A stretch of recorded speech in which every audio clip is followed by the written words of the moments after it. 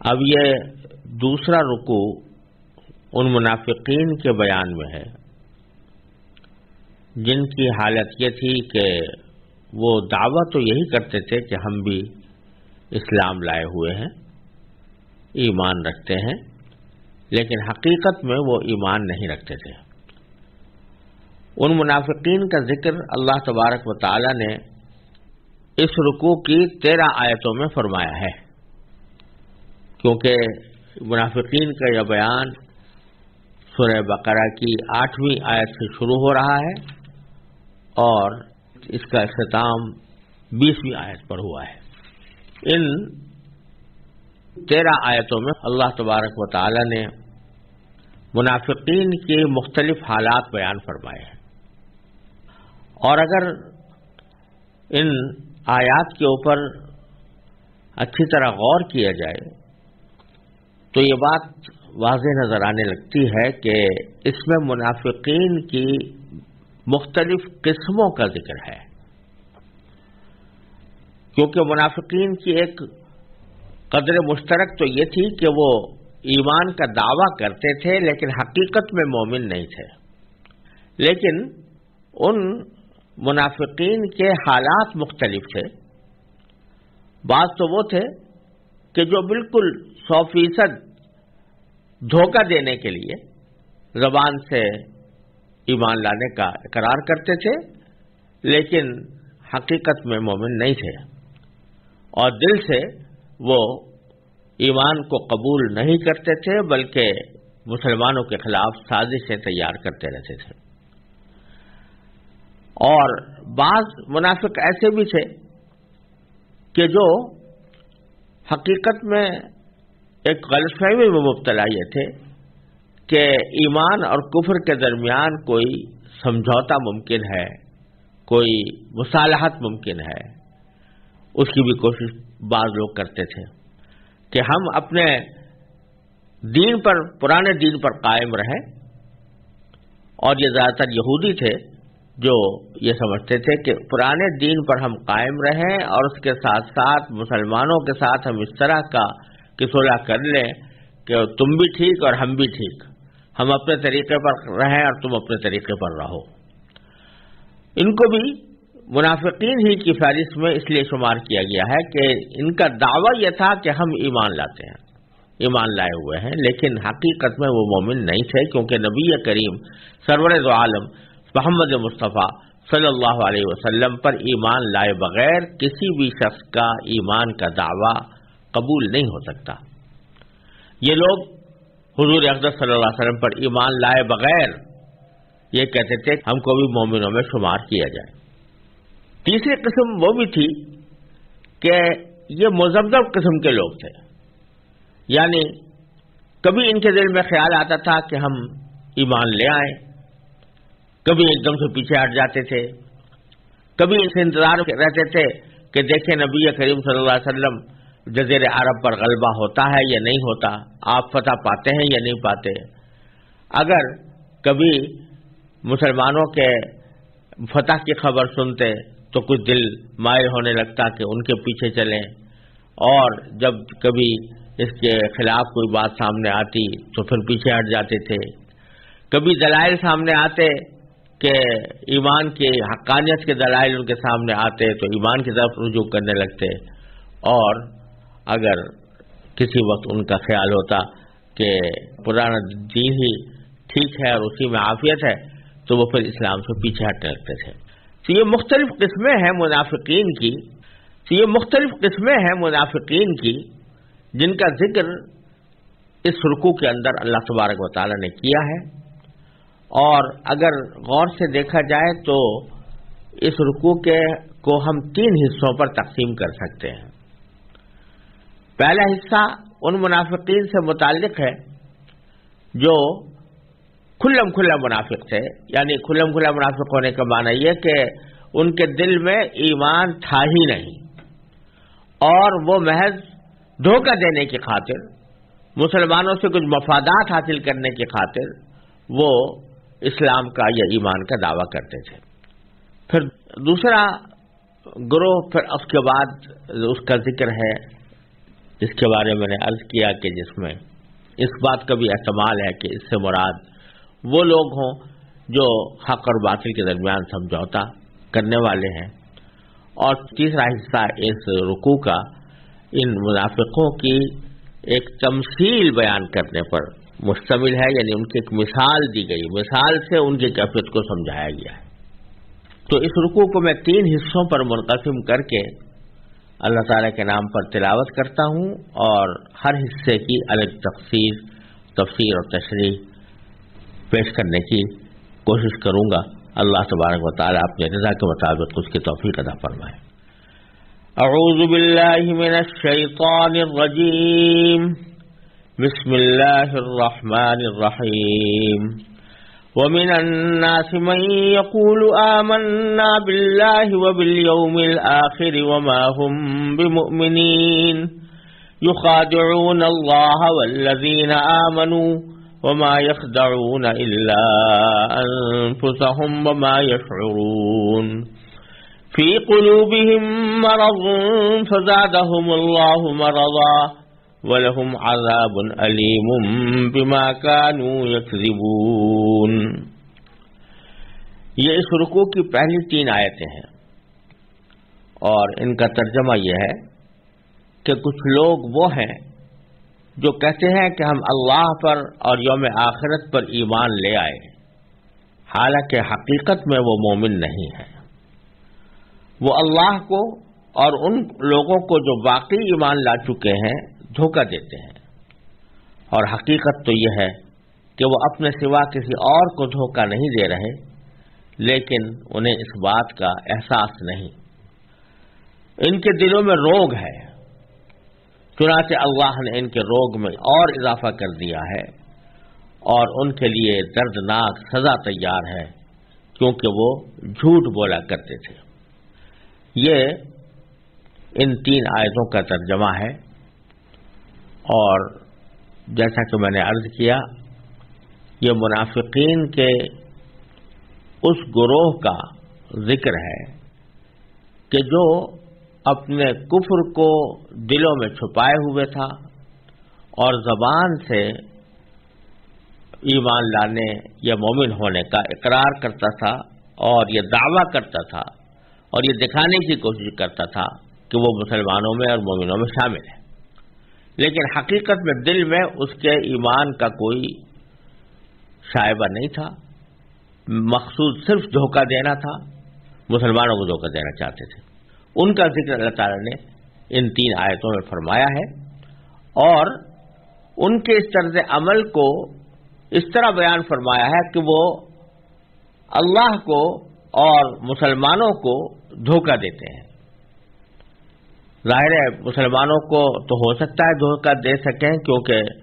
وہ ان کے ظاہری طرز عمل کو دیکھ کر ان کو مسلمان سمجھ سکتے ہیں، لیکن اللہ تبارک و تعالیٰ کو تو کوئی دھوکہ نہیں دے سکتا۔ اللہ تبارک و تعالیٰ کو اگر کوئی دھوکہ دینے کی کوشش کرے گا تو اس سے بڑا کوئی احمق نہیں ہو سکتا۔ اس لیے اللہ تبارک و تعالیٰ نے آگے فرمایا کہ وَمَا يَخْدَعُونَ إِلَّا أَنفُسَهُمْ وَمَا يَشْعُرُونَ، وہ دھوکہ نہیں دے رہے مگر خود اپنے آپ کو، اور ان کو اس بات کا احساس نہیں ہے۔ یعنی جو کوئی شخص اللہ تبارک و تعالیٰ کو دھوکہ دینے کی کوشش کرے، کچھ ہیلا بہانہ کر کے، تو حقیقت میں وہ دھوکہ اللہ تعالیٰ کو تو دے ہی نہیں سکتا، وہ خود اپنے آپ کو دے رہا ہے، اس واسطے کہ یوں سمجھ رہا ہے کہ میں اس طرح اللہ تبارک و تعالیٰ کے عذاب سے بچ جاؤں گا یا اللہ تبارک و تعالیٰ کی گرفت سے بچ جاؤں گا، لیکن حقیقت میں وہ تو اور زیادہ گرفت میں آئے گا، کیونکہ اس نے حق کو نہ صرف یہ کہ قبول نہیں کیا بلکہ اس کو توڑ موڑ کر غلط طریقے سے اختیار کر کے اللہ تعالیٰ کو دھوکہ دینے کی کوشش کی۔ تو اس میں ایک اس بات کا سبق دیا گیا ہے کہ جو شریعت کا حکم ہے اس شریعت کے حکم کی تعمیل جوں کا توں کرنا ضروری ہے، اور اگر کوئی شخص یہ چاہے کہ میں دھوکہ دے دوں، اللہ تبارک و تعالیٰ کو دھوکہ دے دوں، کوئی ایسا ہیلا بہانہ اختیار کروں کہ جس کے نتیجے میں وہ اللہ تبارک و تعالیٰ کے حکم کی نافرمانی بھی ہو جائے اور ساتھ ساتھ وہ دیکھنے میں ایسا بھی لگے کہ اس کی نافرمانی نہیں کی گئی تو یہ در حقیقت اللہ تعالیٰ کو دھوکہ دینے کے مرادف ہے، اور اللہ تعالیٰ کو کوئی شخص دھوکہ نہیں دے سکتا۔ اگر کوئی شخص ایسا کرے گا تو وہ حقیقت میں خود اپنے آپ کو دھوکہ دے رہا ہوگا۔ پھر تیسری آیت میں اللہ تعالیٰ نے ان لوگوں کی بیماری کی حقیقت بیان کرتے ہوئے فرمایا کہ فی قلوبہم مرض، ان کے دلوں میں روگ ہے، یعنی ایک بیماری ہے۔ فزادہم اللہ مرضا، اللہ تعالیٰ نے ان کی اس بیماری میں اور اضافہ کر دیا ہے۔ یہ کیا مرض ہے جس کی طرف اشارہ فرمایا گیا، اور یہ جو آگے فرمایا کہ اللہ تعالیٰ نے ان کی بیماری میں اضافہ کر دیا ہے، تو اس اضافے کا کیا مطلب ہے؟ اس کو سمجھنے کے لیے پہلے یہ سمجھیے کہ مرض بیماری کو کہتے ہیں،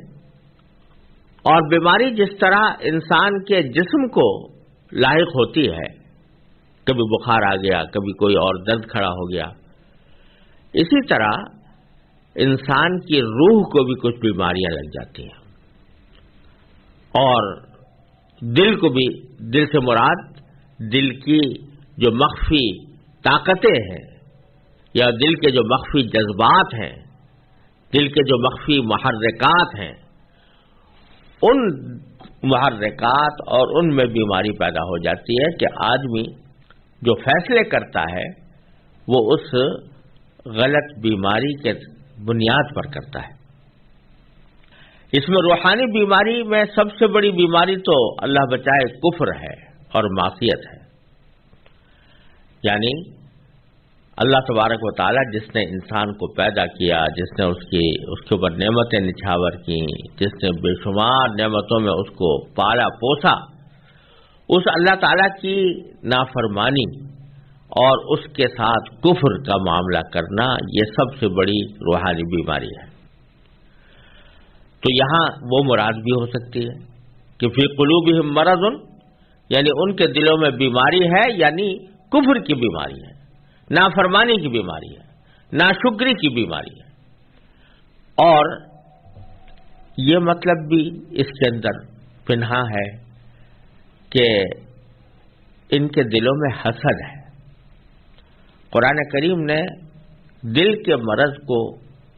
بسا اوقات حسد کے معنی میں استعمال فرمایا ہے متعدد مقامات پر، تو یہاں پر بھی اس کے معنی حسد کے ہو سکتے ہیں۔ اور حسد کا یہاں پر تعلق یہ ہے کہ منافقین جو تھے وہ اکثر و بیشتر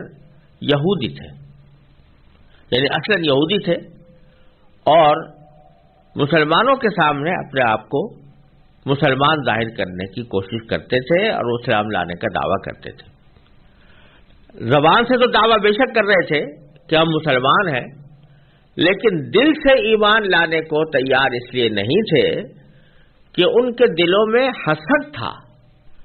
اور حسد وہ تھا جس کا ذکر پہلے بھی کیا گیا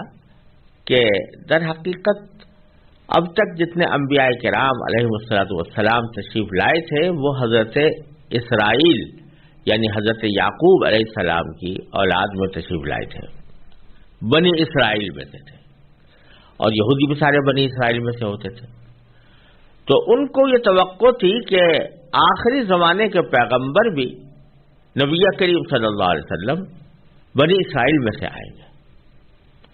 لیکن اللہ تبارک و تعالی نے بنی اسرائیل سے آخری پیغمبر کو بھیجنے کے بجائے حضرت اسماعیل علیہ السلام کی اولاد میں سے نبی کریم سرور دو عالم صلی اللہ علیہ وسلم کو مبعوث فرمایا۔ تو ان کو یہ حسد ہو گیا، حسد یہ ہو گیا کہ بنو اسماعیل کے لوگ سبقت لے گئے ہم پر، اور ان میں سے نبی پیدا ہو گئے، ان میں سے پیغمبر آ گئے، تو اس حسد کی وجہ سے بھی انہوں نے مخالفت پر کمر باندھی ہوئی تھی۔ تو کسی ڈر کی وجہ سے، کسی خوف کی وجہ سے، کسی مصلحت کی وجہ سے زبان سے تو کہہ دیتے تھے کہ ہم ایمان لے آئے، لیکن دل میں وہی حسد چھپا ہوا تھا۔ اس کا نتیجہ یہ تھا کہ اس انتظار میں رہتے تھے کہ کسی طرح مسلمانوں کو کوئی زخم پہنچے، کوئی تکلیف پہنچے، اگر مسلمانوں کو کوئی خوشی کا واقعہ پیش آتا یا کوئی ان کو کامیابی حاصل ہوتی تو اس سے ان کا دل دکھتا تھا، اور اگر مسلمانوں کو کوئی تکلیف پہنچتی تو اندر اندر یہ لوگ خوش ہوتے تھے۔ یہ جو حسد کی بیماری ہے اس کی طرف بھی اس آیت کریمہ میں اشارہ فرمایا گیا کہ فی قلوبہم مرض، ان کے دلوں میں ایک بیماری ہے۔ پھر آگے فرمایا کہ فزادہم اللہ مرضا، اللہ تعالیٰ نے اس بیماری میں اور اضافہ کر دیا ہے، اس روگ میں اور اضافہ کر دیا ہے۔ روگ میں اضافہ کیسے کیا؟ اگر اس سے مراد کفر کی بیماری ہے، معصیت کی بیماری ہے، تو یہ جگہ جگہ اللہ تعالیٰ نے ارشاد فرمایا ہے کہ جب کوئی شخص اپنے اختیار سے ضد اور ہٹ دھرمی کی بنیاد پر کوئی غلط راستہ اختیار کر لیتا ہے تو اللہ تعالیٰ اس کو پھر گمراہی میں بھٹکتا ہوا چھوڑ دیتے ہیں۔ ختم اللہ علی قلوبہم وعلی سمعہم وعلی ابصارہم غشاوہ، اس میں بھی یہ بات بیان کی جا چکی ہے۔ تو یہاں مطلب یہ ہوا کہ جب انہوں نے بیماری، ضد کی بیماری، ہٹ دھرمی کی بیماری، کفر کی بیماری، معصیت کی بیماری، نافرمانی اور ناشکری کی بیماری، ان کو جب انہوں نے خود اختیار کر لیا تو اللہ تبارک و تعالی نے ان کی بیماری میں اور اضافہ کر دیا، یعنی اب وہ واپس آنے والے نہیں ہیں۔ اور بیماری سے مراد اگر حسد لیا جائے، جیسا میں نے عرض کیا کہ بہت سی جگہوں پر قرآن کریم حسد کے معنی میں اس کو لیتا ہے، تو مرض کو زیادہ کرنے کے معنی یہ ہے کہ ان کو تو مسلمانوں کی کامیابیوں سے جلن ہوتی ہے، وہ جتنا جتنا مسلمانوں کو کامیاب ہوتا دیکھتے ہیں اتنا ہی ان کے دل میں حسد کی آگ بھڑکتی ہے۔ تو اللہ تبارک و تعالی مسلمانوں کو پے در پے کامیابیاں دیے جا رہے ہیں، مسلسل ان کو فتح حاصل ہو رہی ہے، فتوحات ہو رہی ہے، ان کو ترقی ہو رہی ہے۔ تو جو جو ان کی ترقی ہو رہی ہے اسی حساب سے ان کی حسد کی بیماری میں اضافہ ہو رہا ہے۔ تو اس طرح اللہ تعالیٰ نے ان کے اس بیماری میں اضافہ کر دیا۔ پھر آگے ان کا انجام اللہ تعالیٰ نے بتایا وَلَهُمْ عَذَابٌ أَلِيمٌ، ان کے لیے ایک دردناک عذاب ہوگا، یعنی آخرت کا عذاب بھی مراد ہو سکتا ہے، اور دنیا کے اندر ان کو جو رسوائی پیش آئی اس کی طرف بھی اشارہ ہو سکتا ہے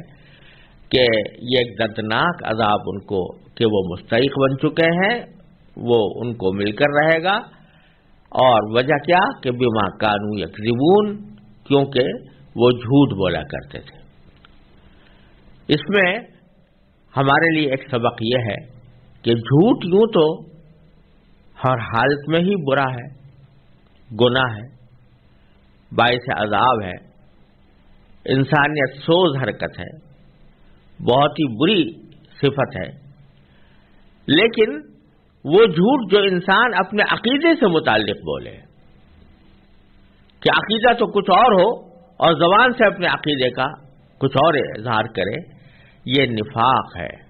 یہ جھوٹ منافقانہ جھوٹ ہے، لہذا یہ جھوٹ کی بدترین قسم ہے، اور اسی لیے اللہ تعالیٰ نے فرمایا کہ اس کے اوپر بہت دردناک عذاب ہے، کیونکہ عقیدہ ایک ایسی چیز ہے جس کے تعلق اللہ تبارک و تعالی اور بندے سے کے باہمی تعلق سے ہوتا ہے۔ تو آدمی اگر اللہ تبارک و تعالیٰ کے بارے میں جھوٹ بولے کہ میں اللہ تعالیٰ کو یہ سمجھتا ہوں یا اللہ تعالیٰ کے دین کو میں اس طرح سمجھتا ہوں، تو یہ سب سے بدترین قسم ہے جھوٹ کی، لہذا اس کے اوپر دردناک عذاب کی پیشین گوئی اللہ تعالیٰ نے ارشاد فرمائی ہے۔ ان 3 آیتوں میں یہ تذکرہ تھا ان منافقین کا کہ جو بالکل واضح طور پر دھوکہ دے کر، جھوٹ بول کر اپنے آپ کو مسلمان ظاہر کرتے تھے اور حقیقت میں مسلمان نہیں تھے، ایمان کا کوئی شائبہ ان کے اندر موجود نہیں تھا۔